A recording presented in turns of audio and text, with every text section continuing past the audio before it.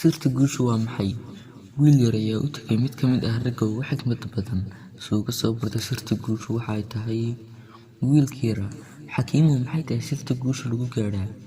Xakiimkii, sirta guusha waa doonis xooggan. Wiilkii yaraa, oo halkee ayay ka timaadaa doonista adag ama maxaase dhaliya? Xakiimkii, doonis huraysa oo holcaysa sida dabka oo kale. Wiilkii yaraa, oo sidee ayay noogu dhalanaysaa doonista adagii? Xakiimkii ayaa ka idan dalbay wiilkii yaraa daqiiqado yar, waxaana soo qaaday weel weyn oo biyo ka buuxaan.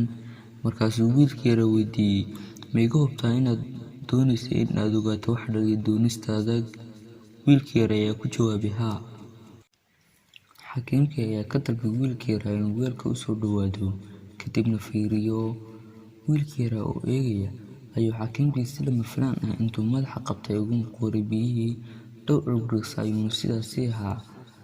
Kadib markuu neef-qabatimoobay ayuu si degdeg ah waxa awood lahaa oo dhan isku geeyay, kadibna iska furfuray isagoo cadhaysan.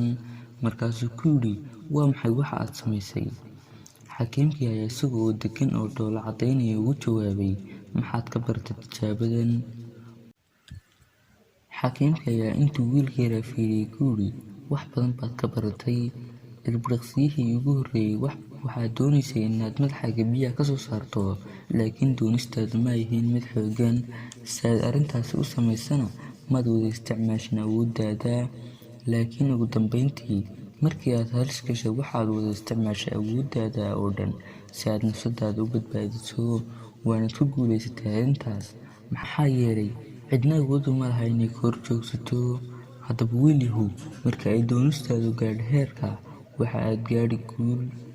Waxaan qisadan ka faa'iidaynaa in doonista adag ay tahay qaacidada ugu horreysa ee guusha lagu gaadhi karo, waana abuur-midhaadka ay dhulka guusha lagu beero.